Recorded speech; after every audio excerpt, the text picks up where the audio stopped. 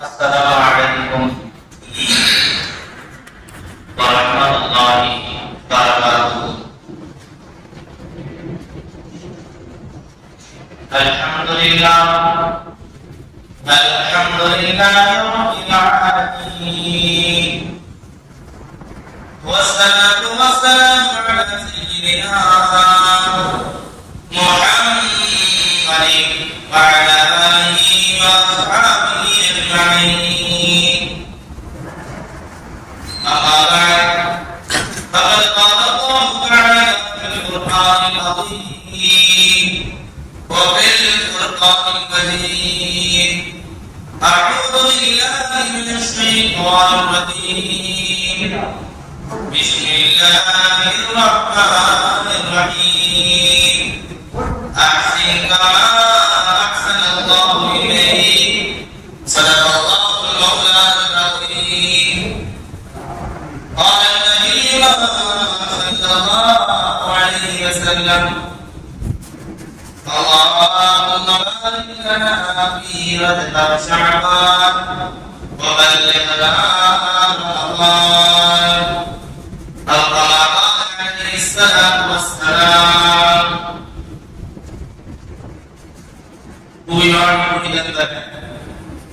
குர்ஆனை கூறி கிடைத்த வேறுபராதியான அல்லாஹ்வுக்கே புகழனைத்தும், வையகங்கள் கிடக்க அந்த வல்லவனின் பாதத்தினை தன்னகமாக்கி சென்ற பெரியவர் பூமான் நபிகள் பூமான் ஸல்லல்லாஹு அலைஹி வஸல்லம் அன்னவர்கள் மீதும், அன்னாரின் வாழ்க்கை வழியினை அடிவதாக பின்பற்றி வாழ்ந்த இஸ்லாமின் எழுச்சி தீபங்களான அந்த உத்தம சத்திய சஹாபாக்கள், தாபிஈன்கள், தபஉ தாபிஈன்கள், அவுலியாக்கள், சுஹதாக்கள், நாதாக்கள், இம்மாநில அமர்ந்திருக்கும் நம் அனைவர்களின் மீதும் அல்லாஹ்வின் மற்றாக்களை என்றென்றும் நின்று பிறருக்கான பிரார்த்தித்தவனாக என்னுடைய சிறுவரை தொடங்குவேன். அன்பிற்குரிய அல்லாஹ்வின் நல்லடியார்களே, சமுதாய மக்களே, இளைஞர்களே, சிறார்களே, தாய்மார்களே, நாம் எல்லாம் ஒரு உன்னதமான மாதத்திலே அமர்ந்திருக்கிறோம். சூன வாசலில் திறக்கப்பட்ட மாதம், நரக வாசலில் அடைக்கப்பட்ட மாதம், ஷைத்தான்களுக்கெல்லாம் விளக்கப்பட்ட மாதம், குர்ஆன் இறங்கிய மாதம், அதிகம் அல்லாஹ்விடத்திலே துஆக்கள் அங்கீகரிக்கப்படக்கூடிய உன்னத மாதத்திலே நாம் எல்லாம் இருந்து கொண்டிருக்கிறோம். அப்படிப்பட்ட உன்னதமான மாதத்திலே நாம் அல்லாஹ் விரும்பியவாறு அல்லாஹ் சொன்னபடி நாம் வாழ்ந்துள்ளா என்பதை நாம் சிந்தித்து பார்க்க கடமைப்பட்டிருக்கிறோம். நாம் ரமலானுக்கு முன்பாக 2 மாதங்களாக ஒரு துஆவை ஓதிக்கொண்டே இருப்போம். அல்லாஹும்ம பாரிக் லனா ஃபீ ரஜப வ ஷஅபான் வ பல்லிக்னா ரமலான். ஓ யஜ்ஜா, எங்களுக்கு ரஜப மாதத்திலே பரக்கத் செய்வாயாக, ஷஅபான் மாதத்திலே பரக்கத் செய்வாயாக, மேலும் ரமலான் மாதத்தை அடையக்கூடிய பெரும் பாக்கியத்தை எங்களுக்கு வழங்குவாயாக என்பதாக அல்லாஹ்விடத்திலே நாம் துஆ செய்ய வேண்டும் என்பதாக காருண்யவல்லன் முஹம்மது ரசூலுல்லாஹ் ஸல்லல்லாஹு அலைஹி வஸல்லம் அவர்கள் நமக்கு கற்றுத் தருவார்கள். நம்மை அதிகமானவர்கள் ஓதி இருக்கோம். ஆனால் அந்த பரக்கத்தான வாழ்வை நாம் அடைந்து கொண்டோமா? ரமலானை உரிய காலத்தில் சரியான முறையில் பயன்படுத்திக் கொண்டோமா என்பதை ஒரு தினம் சிந்தித்து பார்க்க கடமைப்பட்டிருக்கிறோம். இந்த உலகத்திலே பார்க்கிறோம், இன்னும் சொல்லிக் கொண்டே இருக்கிறார்கள், என் வாழ்வில் பரக்கத்து இல்லை, என் உடலில் பரக்கத்து இல்லை, என் வீட்டில் பரக்கத்து இல்லை, என் சம்பாத்தியத்தில் பரக்கத்து இல்லை, நான் இவ்வளவு நாள் சம்பாதித்தாலும் எனக்கு பரக்கத்து இல்லை என்பதாக ஒவ்வொரு மனிதர்களும் உடம்பில் கொண்டிருக்கக்கூடிய ஒரு தருணமாக இருக்கிறது. லட்சங்கள் சம்பாதித்தாலும், ஏன் வருடத்திற்கு கோடி சம்பாதித்தவர்கள் சொல்லுகிறார், அந்த மாதத்தின் இறுதியிலே எனக்கு பரக்கத்து இல்லை. ஆமாவா இல்லையா? யாராவது மறுக்க முடியுமா? 10,000 ரூபாய் சம்பளம் எடுக்கிறான், அவன் போதும் என்கிறான், இன்னும் இருந்தால் நன்றாக இருக்கும் என்கிறான். ஆனால் லட்சம் எடுக்கிறான், 3 லட்சம் எடுக்கிறான், ஆனால் அவன் அந்த மாதத்தின் இறுதியில் சொல்லக்கூடிய வார்த்தை என்ன தெரியுமா? எவ்வளவுதான் நான் சம்பாதித்தாலும் என் வாழ்வில் வர்க்கத்து இல்லை. எங்கு வருகிறது, எப்படி செல்கிறது, எப்படி செல்வார்கள் என்பது எனக்கு தெரியவில்லை என்பதால் புலம்பக்கூடிய ஒரு சூழ்நிலையை நாம் பார்க்கிறோம். அன்பிற்குரியவர்களே, ஏன் நமக்கு வர்க்கத்து இல்லை? அல்லாஹ்விடத்திலே நாம் துஆ செய்ய வேண்டும். ரப்பே, எனக்கு எதை தந்தாலும் அது வர்க்கத்தை செய்வாயாக. இது எல்லாம் கேட்கிறோம். பணத்தை தருவாயாக, செல்வத்தை தருவாயாக, குழந்தையை தருவாயாக, மனைவி மக்களை தருவாயாக, எல்லாம் தருவாயாக. ஆனால் வர்க்கத்தை கேட்கிறோமா என்று சொன்னால் நிச்சயமாக இல்லை. ஏதோ தானா என்பதாரா துஆ செய்து கொண்டிருக்கிறோம். அன்பிற்குரியவர்களே, ஒரு இமாமிடத்துல ஒரு மனிதர் வந்தார். நான் எவ்வளவோ சம்பாதிக்கிறேன், என் வீட்டில் எல்லோரும் சம்பாதிக்கிறார்கள், என் வாழ்வில் வர்க்கத்து இல்லை என்பதாக அந்த இமாமிடத்திலே ஒரு மனிதர் வந்து சொல்லுகிறார். உடனே அந்த இமாம் சொன்னாரா, தொழுகிற பழக்கம் இருக்குதா அப்படின்னு கேட்டார். உடனே அந்த மனிதருக்கு தொழுகுவேன், முன்ன பின்ன தொழுதுடுவேன், காது சொன்னா நினைச்சா போவேன், அல்லது நான் தொழுவேன், ஜமாத்தாக தொழுவோம் என்று நினைத்தால் தொழுவேன், இல்ல தனித்து தொழுவேன் என்பதாக பல காரணங்களை சொல்லி சரியாக தொழுவதில்லை. அப்ப எப்படிப்பா உனக்கு வழக்கத்தில் இருக்கு என்பதாக அந்த இமாம் சொன்னாரா? சரி, என்னதான் செய்யணும்? சரி, ஜமாத்தோட தொலை பழக்கம். சரிங்க, அதற்கு நீங்க சொல்லிட்டீங்கல்ல, எனக்கு வழக்கத்து வேணும் இல்ல, வேற எதுவும் கேட்க மாட்டாங்க. அவர் வாழ்க்கையில் வழக்கத்து வேணுமா, பழக்கம் வழக்கத்து வேணும், சொத்துல வழக்கத்து வேணும், இல்லை வழக்கத்து வேணும் இல்ல. உடனே சரி இல்லையாச்சு. ஒரு மாதம் ஜமாத்தை மிஸ் பண்ணாம தொழுகிறார். ஆனா வாழ்க்கை வழக்கத்து இல்லை. நேர இல்லாம வந்தார். நீங்க தொலை சொன்னீங்க, நான் சரியாக ஜமாத்தோடு தொழுதேன், என் வாழ்வில் வழக்கத்து இல்லை என்பதாக சொல்லுகிறார். அப்படியா, வழக்கத்து இல்லையா? சரிப்பா, எந்த சத்துல தொழுகிற? நான் 8வது சத்துல தொழுகிறேன். 8 தொழுகிறேன். ஐயோ பாபு சொன்ன சீக்கிரம் வாப்பா, இறைவன் முதல் சபையில் இருந்து இறைவனுக்கு வர்க்கம் செய்வான்னு சொல்லுவாங்க. அதே மாதிரி தொடர்ந்து முதல் சபைக்கு உட்கார்ந்தாரு. கொஞ்ச நாள் போச்சு, கதறல் வழக்கத்து இல்ல. என்னப்பா இப்படி சொல்றீங்களா? சரி, உன் வீட்டுல திரை இருக்குதா, உன் வீட்டு வாசலில் திரை இருக்குதா அப்படின்னு கேட்கிறாங்க. உடனே அவர் பார்த்தாரு, என்னடா இது, இங்கெல்லாம் கொலை சொன்னாரு ஜமாத்தோடு, அடுத்து முதல் சபை வர சொன்னாரு, இதெல்லாம் சரிதான், வழக்கத்துக்கும் திறமையான ஜமாத் இருக்குது அப்படின்னு சொல்லிட்டு, இல்ல வீட்டுல திறனா இல்ல, எதுக்காக கேட்கிறீங்க? திரைய போட பாப்பாங்க, உங்க வீட்டுல வர திரை ஸ்கிரீன் போடுப்பா அப்படின்னு அவர் ஸ்கிரீன் போட்டுட்டாரு. கொஞ்ச நாளா நடக்குது, வீட்டுல எந்த பிரச்சனையும் இல்லை, வருகின்ற வருமானத்தில் வழக்கத்தில் இருக்கிறது, நோய்கள் இல்லை, தேவையற்ற செலவுகள் இல்லை, சந்தோஷத்துல இமாம் ஓட்டத்தை வராது. எப்படி அது மாற்றத்தை வச்சு ஜமாத்தோட தொழில் வழக்கத்து இல்லை, முதல் சபை தொழில் வழக்கத்து இல்லை.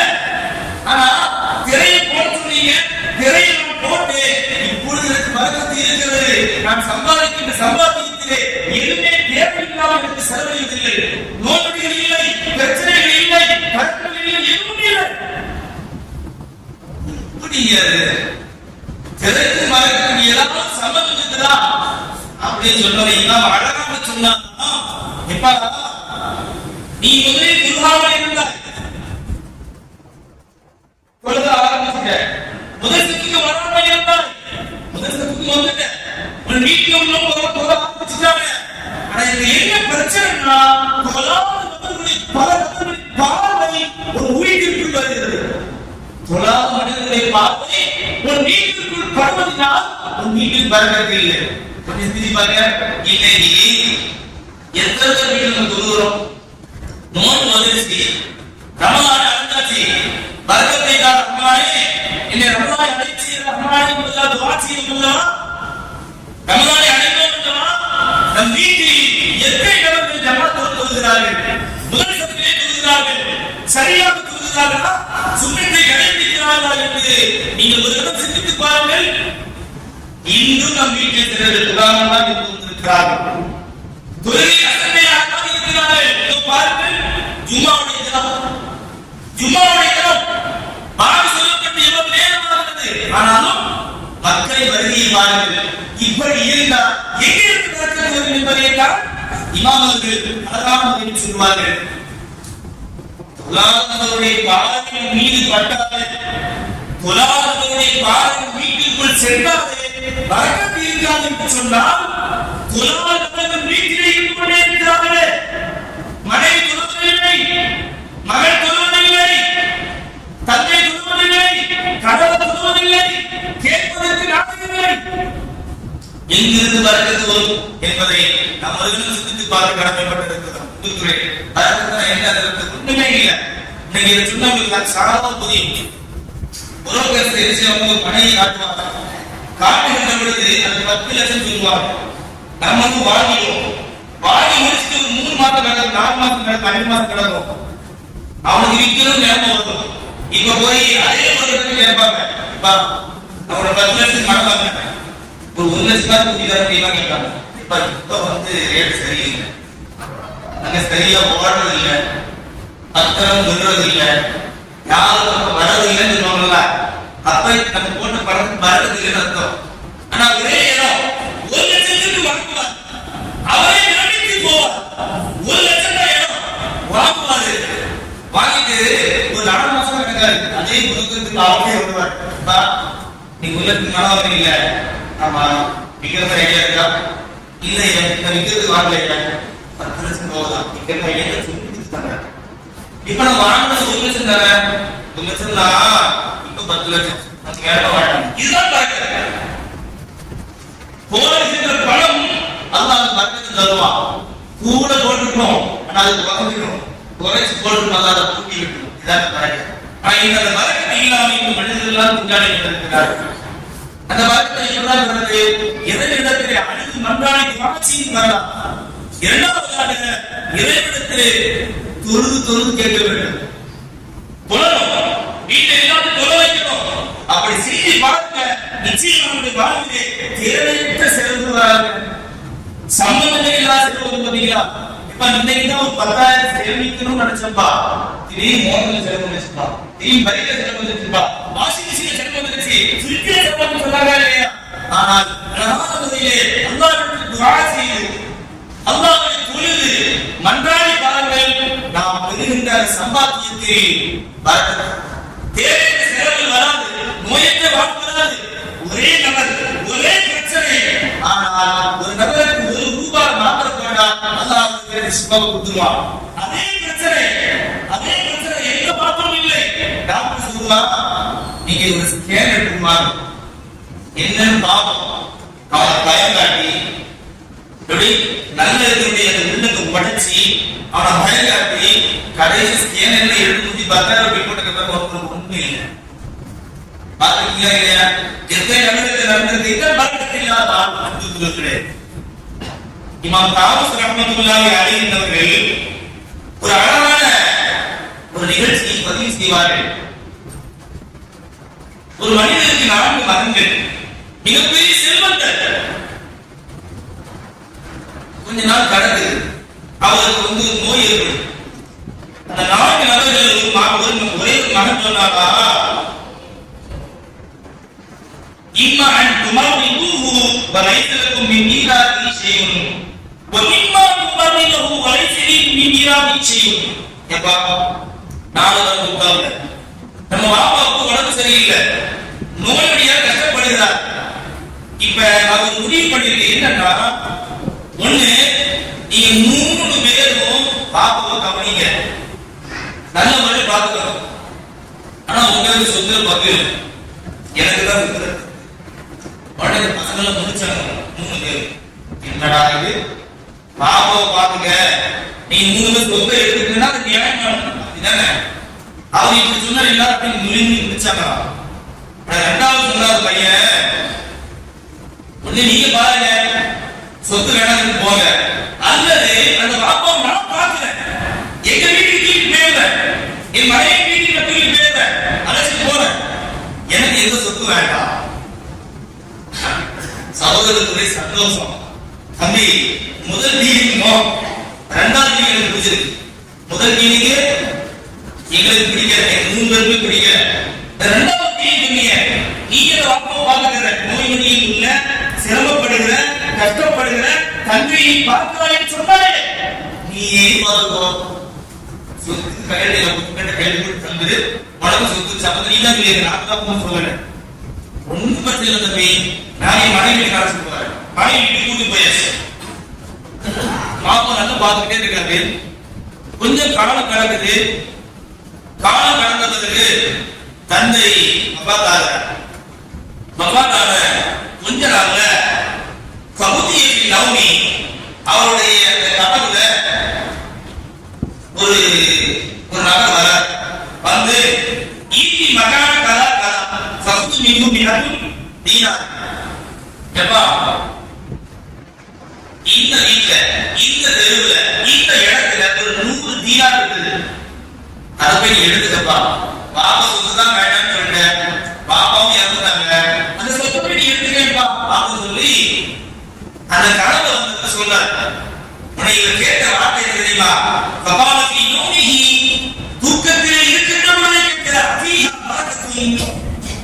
சரி அது கொஞ்சமாவும் பறக்கத்து இருக்குமா இந்த 100 தீனால கொஞ்சமாவும் பறக்கத்து இருக்குமா அப்படின்னு சொன்னா பறக்கத்தே இருக்காது பறக்கத்து இருக்காதா அப்படி எனக்கு வேண்டாம் கனவு கலைகிறது மரண காலையில் தன் மனைவியிடத்திலே வருகிறார் மனைவியிடத்தில் சொல்கிறார் எனதவை மனைவி இன்றைய மாலையினுடைய இரவு நேரத்தில் ஒரு கனவு வந்தது என்று நடந்த விஷயத்தை கூறியவுடன் அந்த மனைவி சொன்னாங்களா எங்க உருவட்டம் சரமா இல்லைங்க போய் இந்த இடத்துல 100 தீனாவை எடுத்து வாங்க சொத்து தான் வேணாம் சொல்றீங்க தந்தை சொத்து வேணாம் என்று சொல்லிவிட்டீர்கள் நான் பொறுமையை வந்தேன் அந்த வாய்ப்பை எங்க விடுறீங்க தயவு செய்து போய் எடுத்துவாங்க இன்னமா அந்த பறக்கத்தை என்ன சொன்னாங்க உங்களெல்லாம் திருத்த முடியாது அப்படின்னு சொல்லிட்டு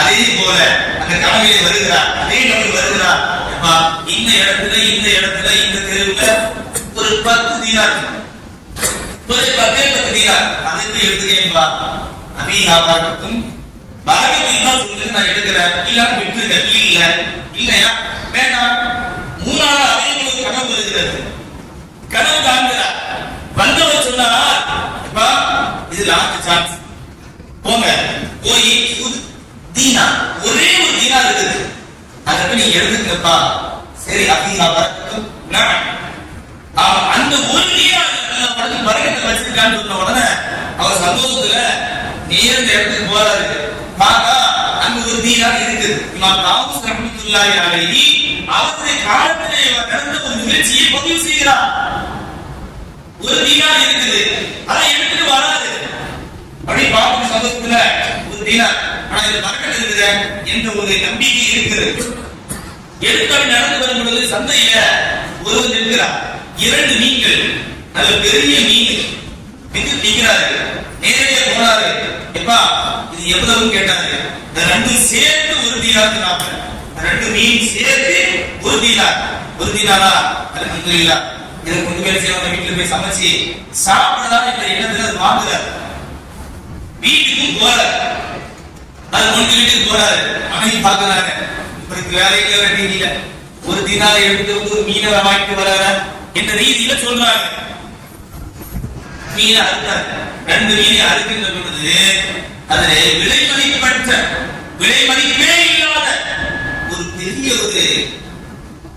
ஒரு முத்து ஒரு முத்து நல்ல பலபலமாக இன்னது அதை பார்த்துட்டு ரொம்ப சந்தோஷம் உடனே மனைவியை சொல்லிட்டு நான் 2 முத்துகளை எடுத்துக்கொண்டு கடை வீதிக்கு செல்லுகிறார் ஒரு முத்தை வீட்டுல ஒரு முத்தை வந்து கையில போறாரு அது எவ்வளவுதான் பாவம் சொல்லி போனாரு அந்த நேரத்தில் இறைவனுடைய நாட்டம் இதுதான் இறைவனுடைய திருவிழையாக சொல்லுவோம் அங்குள்ள மனிதனுக்கு ஒரு முத்து தேவைப்படுகிறது விலை மதிப்பில்லாத ஒரு முத்து வேணும் அவன் சொல்லி அனுப்புறாங்க எவ்வளவு வேண்டுமானம் கொடுத்து வாங்கிவா உடனே இவர் அப்படி நின்றுட்டே இருக்காரு மக்கள் எல்லாம் பார்த்து போயிட்டே இருக்காங்க என்ன பிரகாசமா இருக்கிறது இது போன்ற முத்தை யாருமே கிட்டதில்லை எல்லாருக்கு என்ற ரீதியான இறைவன் கொடுத்த முத்து அதான் பெரிய சொத்து அந்த முத்தை வச்சுட்டே இருக்காரு அப்படியே அந்த மன்னன்களுடைய ஆட்கள் வராங்க அந்த முத்து பக்கம் கண்ணு போகுது எத்தனையோ நபர் நிற்கிறாங்க அங்கெல்லாம் கண்ணு போகல இவர் வந்து அப்படியே அதிக பாவம் நிற்கிறாரு அந்த முத்தை பார்த்த உடனே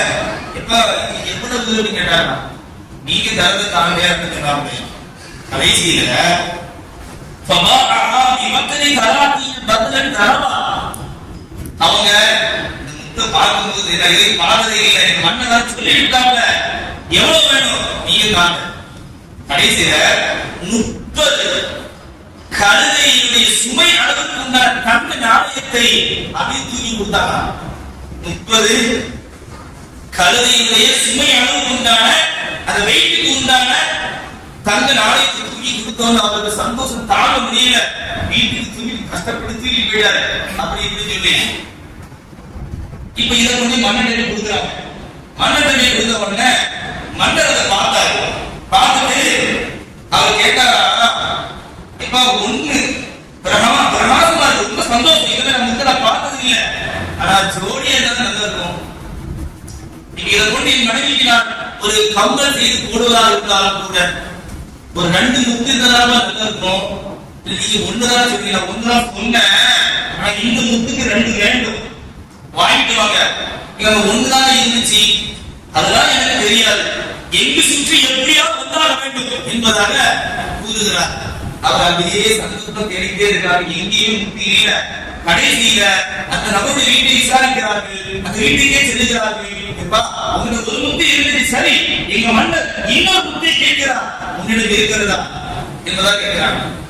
இருக்குது, எவ்வளவு தெரியுங்க, இப்ப நான் அந்த மாதிரியே தரப்பா, நான் எந்த அளவுக்கு வெயிட்டான அந்த கவிதை தந்தமோ அதே மாதிரி அந்த மடங்கு நான் தருகிறேன் என்று கூறியவுடன் அந்த முத்தை எடுத்து கொடுக்கிறார். அவர் ஒட்டுமொத்த தங்கத்தை இழந்தார். நீங்க அதை சொல்ல இந்த விஷயம் என்னவென்று சொன்னார், இதைதான் நபிகள் பெருமானார் ஸல்லல்லாஹு அலைஹி வஸல்லம் சொல்லுவாங்க, அல் பரக்கத்து மஅ அகாபிரிக்கும். பரக்கத் எங்க இருக்கு தெரியுமா, உங்களில் வயது வந்தவர்கள் பலவீனமானவர்களிடத்தில் தான் பரக்கத் இருக்கிறது என்பதாக ஹாரூன் முஹம்மது ரசூலுல்லாஹ் ஸல்லல்லாஹு அலைஹி வஸல்லம் சொன்னார்கள். எல்லா மகன்களும் 3 மகன்களும் எனக்கு சொத்துதான் வேண்டும், இந்த வயது படைத்த இந்த தந்தை வேண்டாம் என்பதாக உதவி தந்தினார்கள்.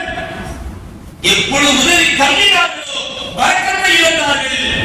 ஆனால் எப்பொழுது இந்த மகன் எப்பொழுது தன் தந்தையை தேர்வு செய்தானோ அதில் பரக்கத்தும் அகாபிரிக்கும் என்ற நபியுடைய அந்த பரக்கத்தான வாழ்வுக்கு சொந்தக்காரராக வாழ்ந்தார் என்பது வரலாறு. இன்று நீங்க பாருங்க, நோன்புடைய காலம், தொழுகையும் குறையலாம், துவாவும் குறையலாம். நல்லா பாருங்க, தொழுகை நடக்குது, துவா செய்யறாங்க, சரி உனக்கு கூட்டு துவா பிடிக்கல, தனியாவது துவா செய்யறாங்க. 1000 பேர் தொழுதா 100 பேர் துவா செய்யறாங்க. நீ 900 பேர் எழுந்திருச்சு ஓடுறாங்க, அது சும்மாவும் இருக்கிறாங்க தவிர துவா செய்யறது இல்லை. ஆனா எப்ப துவா செய்யவில்லை எவ்வளவு கோபப்படுகிறார். நீங்க உலகத்துல நீங்க உங்க 10 ரூபாய் கேட்டேன், நீங்க சந்தோஷம் கொடுத்தீங்களா? சரி கேட்ட பிரச்சனை தந்துவீங்க, 2000 தான் கோபப்படுவீங்க. ஆனா அல்லாஹ் இடத்துல அப்படி மாற்றம். அல்லாஹ் எப்படி தெரியுமா, என்னை கேட்காத நான் கோபப்படுவேன்னு சொல்லுவாங்க. என்னை கேட்கவே நான் கோபப்பட மாட்டேன், தந்துட்டே இருப்பேன். என்னை கேட்கறது விட்டாலும் கோபப்பட்டு அல்லாஹ் தான். நீங்க எத்தனை இடத்துல கேட்கிறோம், நோண்டி அழைக்கிறோமா அல்லவா, 20 நாட்கள் கடக்கிறோமா அல்லவா, நம் வாழ்வில் பறக்கத்து வந்து விட்டதா, நம் குணத்தில் பறக்கத்து வந்து விட்டதா, நம் உணவிலே பறக்கத்து வந்து விட்டதா, நம் நீட்டிலே பறக்கத்து வந்து விட்டதா, நம் செல்வத்தில் பறக்கத்து வந்து விட்டதா, நம் சொத்தில் பறக்கத்து வந்து விட்டதா, எதில் மட்டும் பறக்கத்து, எப்படி பறக்கத்து வரும்? சொல்லியும் பள்ளிவாசலுக்கு வரதில்லை, எங்கிருந்து பறக்கத்து வரும்? சரி பள்ளிவாசலுக்கு வந்தாச்சே, உள்வாச அல்லாஹ்வுக்கு வாக்கு செய்யலாம், அதுவும் இல்லை. எப்படி எங்கிருந்து பறக்கத்து வரும்? எத்தனை நபர் குர்ஆனை ஓதிக் கொண்டிருக்கிறோம், நோன்பை அடைந்துட்டோமா இல்லையா? எத்தனை நபர் குர்ஆனை ஓதிக்கிட்டு இருக்கோம்? குர்ஆனுக்கு நமக்கு சம்பந்தம் இருக்குதா? குர்ஆனுக்கும் தொடர்பு இல்லை, தொழுகையில் தொடர்பு இல்லை, துஆவில் தொடர்பு இல்லை. எதிலுமே தொடர்பு இல்லாமல் நாம் வாழ்ந்து கொண்டிருந்தோம் என்று சொன்னால் இந்த ரமலானிலே நாம் எப்படி புதிய நோக்கத்தை அடைய முடியும், பரக்கத்தை அடைய முடியுமா என்பதை ஒரு கணம் நாம் சிந்தித்து பார்க்க கடமைப்பட்டிருக்கிறோம். அடுத்தது முக்கியமாக தெரியுமாங்க, பரக்கத்து வேணும், நாம் அதை இழக்கணும். பரக்கத்து வேண்டும் என்றால் அல்லாஹ் கொடுத்த செல்வத்துல நம்ம கொஞ்சமா ஏழைகளுக்கு கொடுக்கணும். அப்படி கொடுக்கலன்னு சொன்னா அது பரக்கத்தே இருக்காது. நீங்க எப்படி நம்ம மனிதர்களுடைய 100 ரூபாய் ஜோப்ல இருக்குது, ஒரு 7 பட்டம் நீக்கலாம், 100 ரூபாய் 10 ரூபாய் எடுத்து வருஷத்துக்கு அது 90 ரூபாய் மாறிடும். 3 ரூபாயில ஒரு 10 ரூபாவை யாருக்காவது கொடுத்தா அது 90 ரூபாயா மாறிடுவதற்காக எதிர்க்க மனம் இல்லை. உள்ள இருக்கும்போது நினைக்கிறாங்கன்னா 20 ரூபாய் போடணும்னு நினைக்கிறாங்க. அப்படியே அந்த சப்ப தாண்டவன 10 ரூபாய் போடணும்.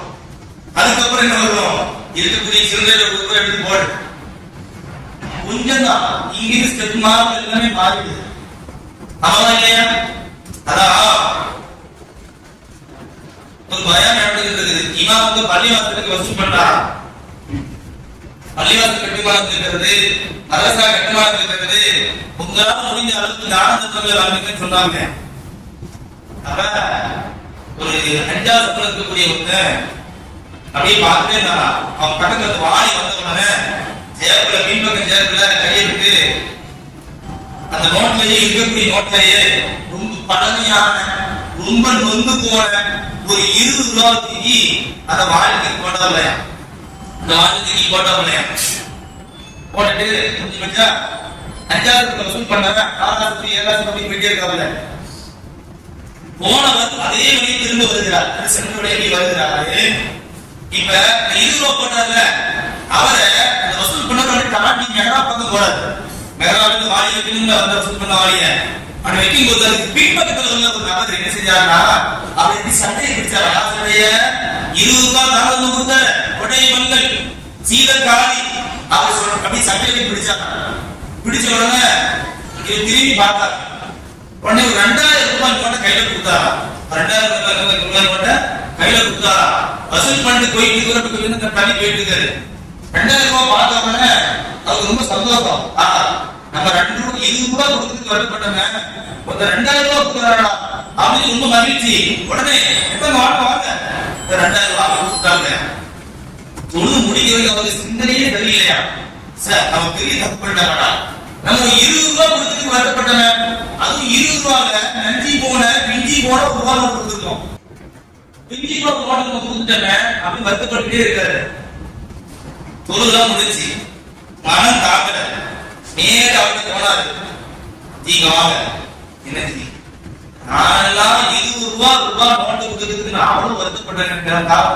மதிப்பாக்கு கேள்வி எப்படி மனசு வச்சு புத்தியோ செய்யறா நீ பின்பக்க எடுத்து அது 2000 ரூபாய் வந்துச்சு. அந்த 2000 ரூபாய் நோட்டை தான் உங்க கையில அந்த நீ ஆர்வ குளத்தை நீ போட்ட நான் என்னமா செய்யணும். அது ஏன் நோட்டா நான் எனக்கு ஓடாட்டா நினைச்சேன் சொல்லி அவன் ஆசைப்பட்டா. நீங்க சொல்ல இருக்க விஷயம் என்ன சொன்னால் கொடுத்த இறைவனுக்கான எப்படி எடுக்க தெரியும். கொடுத்த இறைவனுக்கு அந்த கொடுத்த பொருளை எப்படி வழங்கி கொடுக்க முடியும், எப்படி கொடுப்பான். ஒன்று நோய் வளர்ச்சி கொடுக்க வைப்பான், அல்லது கடந்த நிலை எடுக்க வைப்பான், அல்லது இது போன்ற விஷயங்களை கொடுக்க வைப்பான். நீ கொடுத்திருந்தா சரியா நம்ப கிடைச்சிருமா இல்லையா, சரியா நிரப்பமா கிடைச்சிருமா இல்லையா. நீ அந்த கொடுக்கல வைக்கல. கொடுத்த இறைவனுக்கு எடுக்க தெரியும் என்பதை ஒருதான் சிந்தித்து இந்த அமலாவுடைய மாதத்திலே உங்களுக்கு நான் சொல்லிக் கொடுத்த விஷயம் என்னவென்று தெரியுமா. அது தாமதமாக இருக்கட்டும், எதுவாக இருக்கட்டும், சகலாக இருக்கட்டும், வீட்டில் உள்ள அண்ணன் தம்பி மாமன் மச்சான் கஷ்டப்படுகின்ற பொழுது, ஒரு அண்ணன் கஷ்டப்படுகின்ற பொழுது, ஒரு தெருவில் உள்ள கஷ்டப்படுகின்ற பொழுது அதை கண்ணால் ரசித்து விட்டு இயக்கம் என்ற பெயரிலே நான் பயணிக்கின்ற இயக்கம் தான் சரியான இயக்கம் என்பதாக நினைத்துக் கொண்டு அந்த இயக்கத்தை தவிர நீங்கள் பணத்தை வாங்க கொடுத்தால் உன் சொந்த பந்தங்கள் உன்னை திட்டுவார்கள், உன் சொந்த பந்தங்கள் வயிறுவார்கள். ஏன் உன் அண்ணன் தம்பி கஷ்டப்படுறான், உன் தங்கை கஷ்டப்படுறான், உன் அண்ணன் கஷ்டப்படுறான், அங்கெல்லாம் கொடுக்காமல் அந்த பணத்தை கொண்டு போய் 10,000 ரூபாய் 50,000 ரூபாய் பணத்தை கொண்டு போய் நீ இயக்கத்துல கொடுக்குறீங்க. வாங்கினா அவன் பணக்காரன் கொடுத்த நபர்கள் தான் இருக்காங்க. கூடுதல் குறைவா நான் சொல்லல. அவங்க வந்து ஸ்டேட்மெண்ட் வந்து ஸ்டேட்மெண்ட் இயக்கத்திலிருந்து வெளியே வருவாங்க இல்ல, அவங்க சொல்ற ஸ்டேட்மெண்ட் தெரியுமா, வந்த பணத்துல முக்காவாசி எங்களுக்கு தான். சொல்ல மாட்டாங்க, அவனுக்கு சொல்ல மாட்டாங்க. வந்து நீதிமன்றம் சொல்லிட்டு இருக்காங்கல்ல, அந்த இடத்துல சொல்றாரு சொன்னார், தயவு செய்து இந்த ரமலான் மாதத்தை அழகான முறையில் பயன்படுத்திக் கொள்ளுங்கள். தொழுகையாக இருக்கட்டும், துஆவாக இருக்கட்டும், குர்ஆனாக இருக்கட்டும், கொடுக்கலாக இருக்கட்டும், தானமாக இருக்கட்டும், ஜகாத்தாக இருக்கட்டும், உரிய நேரத்தில் செய்யுங்கள், உரிய இடத்தில் கொண்டு போய் கொடுங்கள். நீங்க உங்களுக்கு தெரியாதா, சொந்த பந்தங்கள் யார் என்ன பண்ணணும் தெரியாதா? அவங்க கண்ணீர் வடிக்க வச்சுட்டு ஈரத்துல போய் கொடுத்துட்டு கூர்முறாமி கொடுக்கறதா? இதுல வேற பெரிய இருக்கு. இவங்க கையில காசு கொடுத்த மாதிரி போட்டான்.